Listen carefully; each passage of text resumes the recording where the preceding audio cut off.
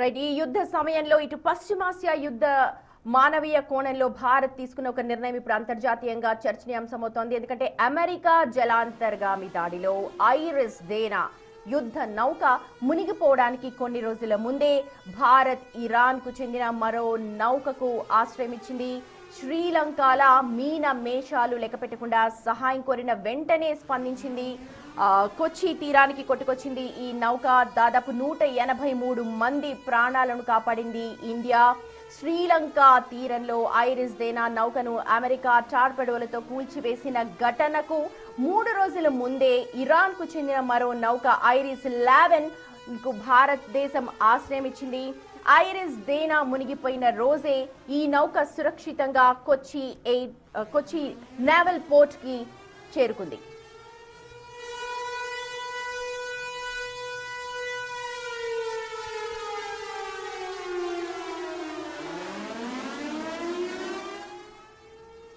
Right. Sri Lanka సమీపానికి ఒక Iran నౌక తీసుకొచ్చారు, అక్కడికి వచ్చింది. కానీ ఇరాన్ శ్రీలంక ప్రభుత్వం మీనమేషాలు లెక్కపెట్టడంతో అది ఒకసారిగా మునిగిపోయింది. కానీ భారతదేశం ప్రస్తుత సమయంలో పశ్చిమాసియాలో జరుగుతున్న యుద్ధం సమయంలో ఏదైతే కొచ్చి తీరానికి ఇరాన్ నౌక కొట్టుకొచ్చిందో అందులో ఉన్న దాదాపు 183 మంది ఆశ్రయం కోరారు. ఇది ఫిబ్రవరి 28వ తేదీన జరిగింది.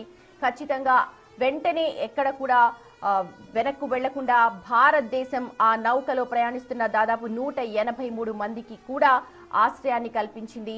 దాదాపు 11 గంటల పాటు వెయిట్ చేసింది. అయితే శ్రీలంకలో జరిగిన పరిణామాలను దృష్టిలో పెట్టుకుని భారతదేశం ప్రస్తుతం సహాయాన్ని అందించింది, చేయూతను అందించిందని చెప్పాలి. ఇక్కడ ఇరాన్ యుద్ధ నౌక పై అమెరికా దాడి చేసిన ఘటనలు కూడా ప్రస్తుతం మీరు చూస్తున్నారు బిగ్ టీవీ స్క్రీన్ మీద. ఏదైతే మన దేశం కొచ్చి తీరానికి కొట్టుకొచ్చిన నౌకపై చాలా భిన్న అభిప్రాయాలు వ్యక్తమయ్యాయి. కానీ దానిపైన క్లారిటీ ఇచ్చింది కేంద్ర ప్రభుత్వం. అలాగే నేవల్ డాక్ సిబ్బంది కూడా అందులో వాళ్ళు ఎవరైతే 183 మంది ఉన్నారో వారందరూ కూడా చాలా ప్రశాంతంగా ఉన్నారు. వాళ్ళందరికీ కూడా మేము ఆశ్రయం కల్పించాం. కానీ అక్కడ డాకింగ్ సమయం కూడా ఎంత అన్న దానిపైన ప్రస్తుతం చర్చ జరుగుతోంది. దేనికి అన్నది ప్రస్తుతం ప్రతినిధి శివ ఉన్నారు అప్డేట్స్ మనకు అందించడానికి. శివ, మనం చూసాం శ్రీలంకలో ఎలా అయితే నౌక ఇరాన్ది కొట్టుకొచ్చిందో దానికి సంబంధించి పేలుడు జరిగింది. కానీ మన భారతదేశం ఇప్పుడు చేయూతను అందించింది. ప్రతిపక్షాలు ఇప్పటికే మాట్లాడుతూ ఉన్నాయి, భారతదేశం మోదీ ఏం మాట్లాడట్లేదు, న్యూట్రల్ గా ఉంటున్నారు అని అంటున్నారు. కానీ ఇది ఒక సిగ్నల్ గా వెళ్ళొచ్చు, ఎందుకంటే మానవీయ కోణంలో చూడాల్సిన అవసరం కనిపిస్తోంది ప్రస్తుతం.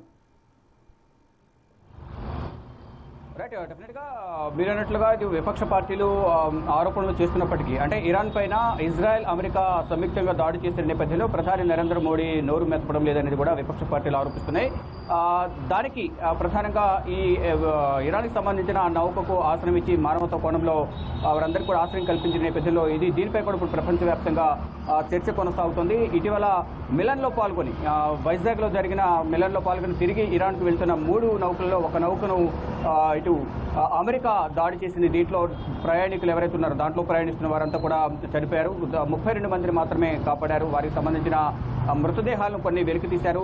అవన్నీ కూడా వారి కుటుంబ సభ్యులకు అప్పగించారు. అంటే శ్రీలంక తీరానికి వెళ్లిన వెంటనే ఈ నౌక పైన దాడి చేసిన నేపథ్యంలో దాంట్లో మొత్తం 180 మంది ప్రయాణిస్తున్నారని చెప్పారు. దాంట్లో వెంటనే 81 మంది గల్లంతైనట్లుగా చెప్పారు. తర్వాత మరికొంతమంది కోసం ఆచూకీ కోసం గాలిస్తున్నారు. 32 మంది ప్రాణాలను కాపాడారు. కానీ రెండవ నౌక ఏదవుతుందో ఆ దాడి జరగడానికి ముందు ఆశ్రయం కోరిన నేపథ్యంలో వెంటనే స్పందించకుండా ఈ ప్రభుత్వం నుంచి పర్మిషన్ తీసుకున్న తర్వాత ఈ నౌకకు ఆశ్రయం ఇవ్వాలా లేదా అనేది కూడా చెప్తామంటూ తెలిపారు. కానీ భారత్ నౌకకు ఇరాన్కు చెందిన నౌకకు ఆశ్రయం ఇచ్చిన నేపథ్యంలో వారందరూ కూడా కృతజ్ఞతలు తెలుపుతున్నారు. ఆ కృతజ్ఞతలో భాగంగానే ఈ హర్మోజ్ జలసంధి వద్ద ఏదైతే ఈ నౌకల ద్వారా ఆయిల్ కానీ ఇటు చమురు నిల్వలు ఎక్కువగా ఉండే అక్కడి నుంచి సరఫరా చేసేందుకు కేవలం ఇటు భారత్కు పర్మిషన్ ఇస్తున్నామంటూ కూడా, అంటే వారికి ఆశ్రయం కల్పించారు కాబట్టి ఆ మానవతా కోణంలో వారు కూడా ఇక్కడ భారత్కు ఒక మినహాయింపు ఇచ్చారు. అక్కడ నుంచి ఆ క్రూడ్ ఆయిల్స్ సరఫరా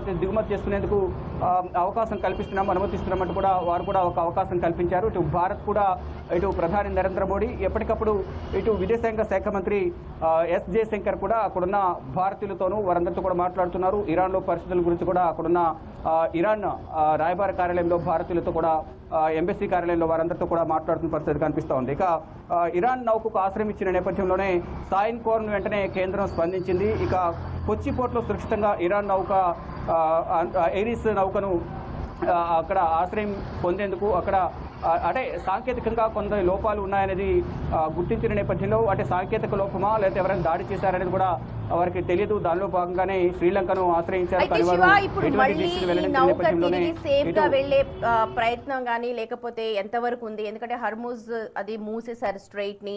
ఇప్పుడు ఈ నౌక మళ్ళీ ఎటువైపు వెళ్తుంది? అండ్ డాకింగ్ పీరియడ్ ఏదైతే కొచ్చిలో మనకి ఇప్పుడు డాక్ అయ్యిందో దీనికి ఒక టైం పీరియడ్ ఉంటుందా? డాక్ చేసి ఇన్ని అవర్స్ లో డాక్ చేసింది నౌకని మళ్ళీ పంపించేయాలి, అలాంటివి ఏమైనా ఉంటాయా? లేకపోతే ఎలా చెప్తోంది దౌత్య నీతి? అంటే ఇక్కడ డాకింగ్ పీరియడ్ అంటూ ప్రజెంట్ ఏమీ ఉండదు అనేది కూడా ప్రధానంగా కేంద్ర ప్రభుత్వ వర్గాల నుంచి అయితే సమాచారం అందుతుంది.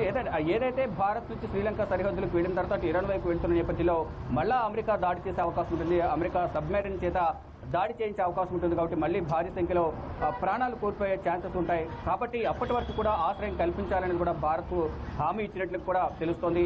దానిలో భాగంగానే అంటే సాయం కోరిన వెంటనే భారత్ సహాయం చేసిన నేపథ్యంలో ఇటు ఇరాన్ ప్రభుత్వాధినేతలందరూ కూడా ప్రజలందరూ కూడా కృతజ్ఞతలు తెలుపుతున్నారు. దానిలో ప్రయాణించే నేవీ షిప్లో ప్రయాణించి ఎవరైతే వారి కుటుంబ సభ్యులు కూడా భారత్ కృతజ్ఞతలు తెలుపుతున్నారు. అంతకుముందు ఏదైతే సబ్మెరైన్ దాడిలో అనేక మంది చనిపోయిన నేపథ్యంలో వారి కుటుంబ సభ్యులందరూ కూడా కన్నీటి పర్యంతమవుతున్నారు. అలాగే ఇప్పుడు కూడా ఇక్కడ భారత్ ఆశ్రయం కల్పించకపోతే సేమ్ సీన్ రిపీట్ అయి ఉండేదేమో అనే ఆందోళనలో వారి కుటుంబ సభ్యులు ఉన్న నేపథ్యంలో ఇప్పుడు భారత్ ఆశ్రయం కల్పించింది. కాబట్టి ఆ డాకింగ్ పీరియడ్కి సంబంధించి ఎటువంటి నిబంధన లేదు. వారు కంప్లీట్గా యుద్ధం తగ్గిన తర్వాత ఇక్కడి నుంచి వెళ్ళే అవకాశం ఉంటుంది. ఒకవేళ ఈ వారు వెళ్ళాలనుకుంటే మాత్రం మళ్ళా ప్రాణాలు కోల్పోవాల్సిన పరిస్థితి కూడా ఎదురయ్యే అవకాశం అయితే ప్రధానంగా కనిపిస్తుంది. ఎప్పుడు ఏ ఒక్క చిన్న అవకాశాన్ని అమెరికా ఇజ్రాయెల్ వదులుకోవడం లేదు. ఇటు ఇరాన్పై ఏదో ఒక విధంగా దాడులు చేయాలనేది, ఇరాన్ను సర్వనాశనం చేయాలనేది కూడా అమెరికా ఇజ్రాయెల్ భావిస్తూ ఉన్నాయి. దానిలో భాగంగానే ఇరాన్పై రెండు దేశాధినేతలు కూడా ఎప్పటికప్పుడు దాడులు చేపిస్తున్నారు. క్షిపణులు, మిసైల్స్, డ్రోన్లతో దాడులు చేపిస్తున్న పరిస్థితి కనిపిస్తోంది.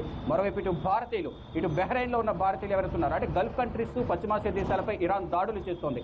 దాడులు చేస్తున్న నేపథ్యంలో పశ్చిమాసియా దేశాల్లోనూ ఇటు గల్ఫ్ కంట్రీస్లో జీసీసీ గ్రూప్ ఆఫ్ కోఆపరేషన్ కౌన్సిల్లో ఉన్న దేశాలు 6 దేశాలు, మరియు పశ్చిమాసియా దేశాల్లో ఉన్న 14 దేశాలపై కూడా ఇరాన్ దాడులు చేస్తుంది. ఈ 14 దేశాలు కూడా అమెరికాకు ఆశ్రయం కల్పిస్తున్నాయి. వైమానిక స్థావరాలు కానీ, ఎయిర్ బేస్లు కానీ, సైనిక స్థావరాలకు సంబంధించి వారందరూ కూడా ఆశ్రయం ఇచ్చారు. కాబట్టి వారు ఇండైరెక్ట్ గా అమెరికాకు సహాయం చేస్తున్నారు. కాబట్టి వారు శత్రు దేశాలు కాకపోయినప్పటికీ కూడా యుద్ధానికి సహకరిస్తున్నారనే నెపంతోనే ఇరాన్ దాడులు చేస్తున్నాం తప్ప మీ మీద మాకు ఎటువంటి ద్వేషం లేదని కూడా ఇరాన్ చెబుతోంది. ఈ నేపథ్యంలోనే అమెరికా ఆస్తులపై దాడులు చేయాలనేది ప్రధానంగా వారు నిర్ణయించుకున్నారు. ఇరాన్ ఈ నేపథ్యంలోనే అమెరికాకు సంబంధించిన 14 దేశాలు ఉన్న ఆస్తులన్నింటిపై కూడా దాడులు చేస్తున్న పరిస్థితి కనిపిస్తుంది. మరోవైపు బహ్రెయిన్లో ఉన్న భారతీయులతో కేంద్ర పౌర విమానయాన శాఖ మంత్రి రామ్మోహన్ నాయుడు మాట్లాడినట్లు సమాచారం అయితే అందుతుంది. దాదాపు 230 మంది అక్కడ భారతీయులు ఉన్నారు. వారందరితో మాట్లాడి కేంద్ర ప్రభుత్వం నుంచి వారందరూ కూడా సహాయ సహకారాలు అందేలా చూస్తారంటూ కూడా వారికి హామీ ఇచ్చారు. వారిని త్వరలోనే భారత్ తీసుకొచ్చేందుకు కూడా ఏర్పాట్లు చేస్తామంటూ కూడా కేంద్ర పౌర విమానయాన శాఖ మంత్రి రామ్మోహన్ నాయుడు వారికి హామీ ఇచ్చినట్టు కూడా తెలుస్తోంది. మరోవైపు భారతీయులు ఇతర దేశాల్లో ఇక్కడ గల్ఫ్ కంట్రీస్లో కానీ, పశ్చిమాసియా దేశాల్లో ఉన్న భారతీయులందరూ కూడా ఒక్కొక్కరుగా వారు నిర్ణయించుకున్న షెడ్యూల్ ప్రకారం అక్కడ విమాన రాకపోకలు కొనసాగుతున్న నేపథ్యంలోనే వారందరూ కూడా వస్తున్నారు. కానీ ఇటు ఖతార్ కానీ ఇతర కొన్ని దేశాల నుంచి విమాన రాకపోకలు జరగడం లేదు. అక్కడ దాడులు జరుగుతున్న నేపథ్యంలోనే గగనతలంపై కొన్న పర్మిషన్స్ రాని నేపథ్యంలోనే అక్కడ విమాన రాకపోకలు జరగడం లేదు. కానీ దుబాయ్ నుంచి రెగ్యులర్గా విమానాల రాకపోకలు కొనసాగుతున్నాయి. దుబాయ్ నుంచి మాత్రం అందరూ ఇటు ఢిల్లీ, మరొక తమిళనాడు, పశ్చిమ బెంగాల్, గుజరాత్లోని అహ్మదాబాద్ ఎయిర్పోర్ట్లన్నిటి కూడా చేరుకుంటున్నారు. దుబాయ్ నుంచి ఇక్కడ నుంచి ఢిల్లీ నుంచి కొంతమంది డిస్పాచ్ అయ్యి హైదరాబాద్, 2 తెలుగు రాష్ట్రాలకు వెళ్తున్న పరిస్థితి కనిపిస్తోంది. మొత్తంగా చూసుకుంటే 28వ తేదీన ప్రారంభమైన ఈ యుద్ధం అనేది కంటిన్యూ అవుతోంది. 8వ రోజు ఈ యుద్ధం జరుగుతోంది. కానీ ఈ యుద్ధం ఎన్ని రోజులు జరుగుతుంది, ఎప్పటి వరకు జరుగుతుంది అనేది కూడా ఇంకెవరు అంచనా వేయలేకపోతున్న పరిస్థితి కనిపిస్తోంది. రైట్ శివ, చూడొచ్చు అది ఇండియా నైజం, ఇండియా పద్ధతి. ఎందుకనంటే కష్టాల్లో ఉన్న వారికి ఆపన్న హస్తం అందించడంలో ఇండియా ఎప్పుడు ముందుంటుంది. అది శత్రువులైనా సరే ఆపన్న హస్తం అందిస్తుంది. కానీ తమ మీద దాడి చేస్తే మాత్రం ఎట్టి పరిస్థితిలో ఉపేక్షించదు. ప్రస్తుతం ఇరాన్ నౌక ఏదైతే ఐరిస్ 11 కొచ్చిలో డాక్ అయి ఉందో అందులో ఉన్న 183 మంది కూడా చాలా సురక్షితంగా ఉన్నారు.